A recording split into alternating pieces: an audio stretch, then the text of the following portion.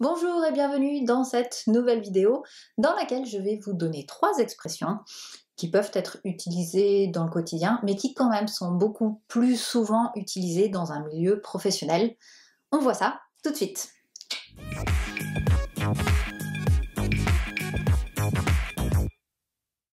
Première expression, running late. Alors rien que dans l'expression elle-même, on a déjà une bonne image de ce que ça représente. On a ce late qui signifie être en retard et running, donc on se dépêche parce qu'on est en retard. Comment l'utiliser? Running late s'utilise toujours pour parler d'une personne.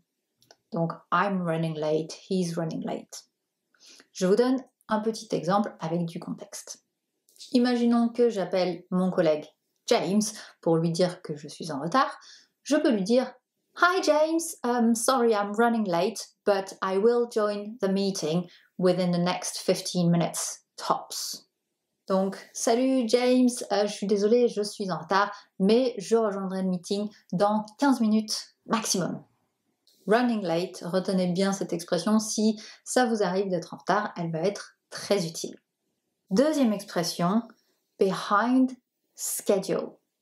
Alors, a schedule, c'est un planning, un programme, généralement pour un projet, pour de la construction, ce genre de choses. On a un plan, on a des avancements, des étapes. Ça, c'est le schedule. Behind, c'est que donc on est en arrière. Behind schedule, c'est en retard sur un planning ou sur un programme. Donc vraiment, quand on va parler de behind schedule, ça va jamais affecter quelqu'un, mais vraiment toujours quelque chose, un plan. Je vous donne un exemple. Can you please push back our meeting with the supplier? I'm afraid we're behind schedule, so there is no point meeting them on Friday. Est-ce que tu peux décaler, repousser notre rendez-vous avec le fournisseur?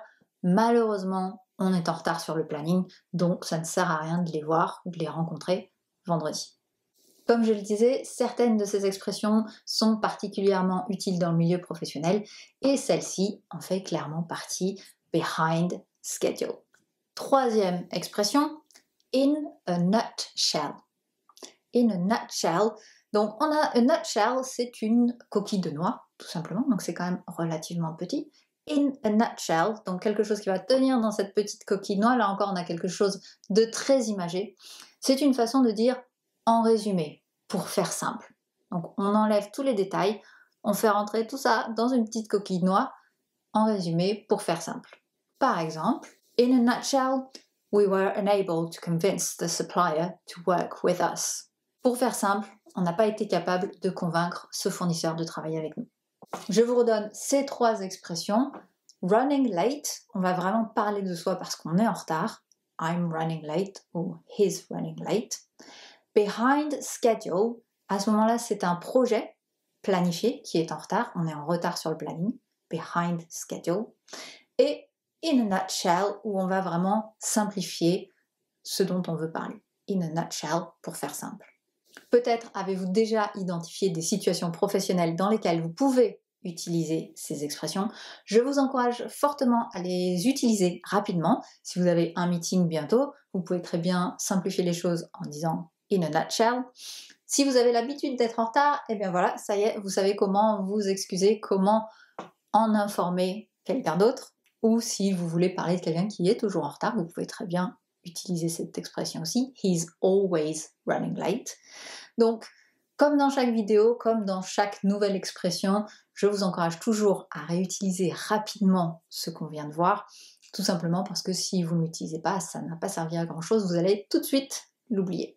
Merci beaucoup, j'espère que cette vidéo vous a été utile. Si oui, partagez, faites-la connaître aux personnes autour de vous à qui ça pourrait être utile.